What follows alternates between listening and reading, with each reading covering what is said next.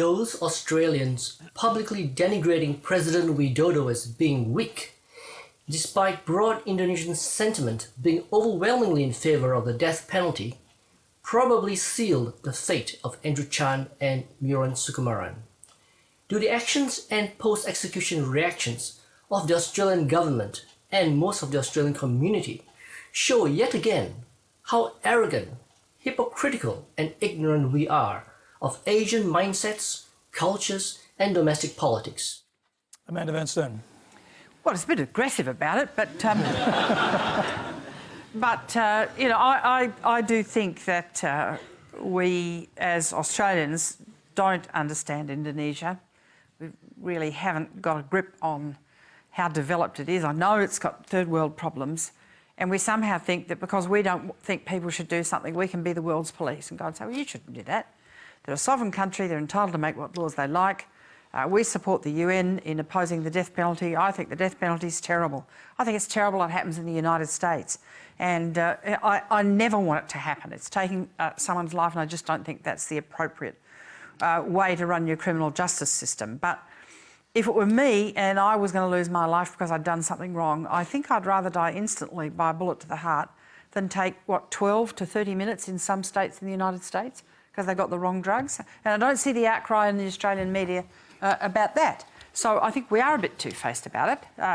You know, if you go to some of these countries, the risk you're going to run, and we know that that's going to happen. If someone gets caught, there's a serious risk of that.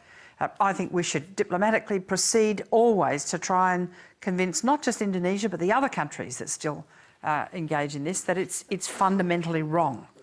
But we shouldn't think that it's more wrong when it's one of ours. So was it wrong to pull out the ambassador in protest? No, I think it's fair enough to make your point by recalling your ambassador for discussions. And you know, that happens all the time. You know, you have a bit of a brouhaha. It's never happened once in Indonesia.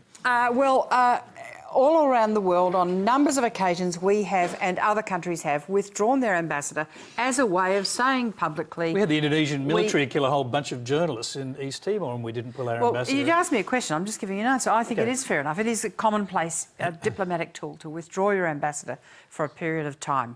And we can do other things. We can keep working through the UN. But can we as a nation say to the Indonesians, we're smarter than you, we know what we're doing and you shouldn't do this? No. Peter Singer. Yeah, I actually tend to agree with Amanda that you know, the fact that we're having this stand against Indonesia and not against the United States is pretty hypocritical. It's never been an issue in the United States. And if we really wanted to get angry with Indonesia, as you said, there was a killing of our journalists, but there was also the killing of large numbers of West Papuans who were peacefully demonstrating for their freedom 15 years or so ago, I think it was. You know, that seems to me much more of an atrocity than executing people who were convicted under their laws, and I don't think anybody doubts that they were guilty. And I say this as I'm also opposed to the death penalty, but I think we've been highly selective in our indignation. I think the newspapers have kind of drummed it up as a kind of a media story because it's a human interest story which has a deadline that we're all working towards. And I think it's really a distortion to give so much emphasis to that as compared with the many other things that we can and should be doing to save lives. I'd like to add something, if I may. You know, people were saying that, and I think this is probably true, that the Indonesian government misused this. There was an enormous amount of publicity. I mean, transferring those two young men to whatever the name of the island was did not need police in riot gear. It was all designed to give a lot of publicity domestically to the fact that they were playing a strong hand. So you can look at that and say, well, I don't think human life should be dealt with like that. If you are going to have the death penalty, at least you could behave in a more discreet fashion.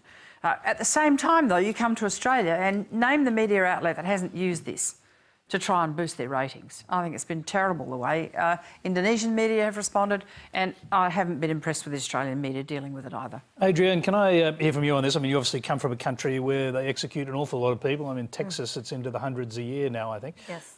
Well, I'm not sure if that's true, but certainly hundreds over a short period of time. Mm-hmm. Yeah, shockingly, 32 of our 50 states still have the death penalty. And as far as my understanding, it has never borne out to prove that it's a deterrent to violent crime. And in fact, all of the states that have gotten rid of the death penalty experience lower rates of violent crime. So how it remains in a civilized society as a way to deal with that, or an attempt to solve the problem of violent crime, seems ridiculous. And I know in America it often plays out in the media as a sort of form of retribution, and that it's sort of delivering some sort of closure to the families of the victim. And it is often the victim's family is often invited to witness it, which is an entirely barbaric state of affairs. So yes, I wish that Australia would take as much interest and opposition to what we're doing in America as they do in Indonesia. All right.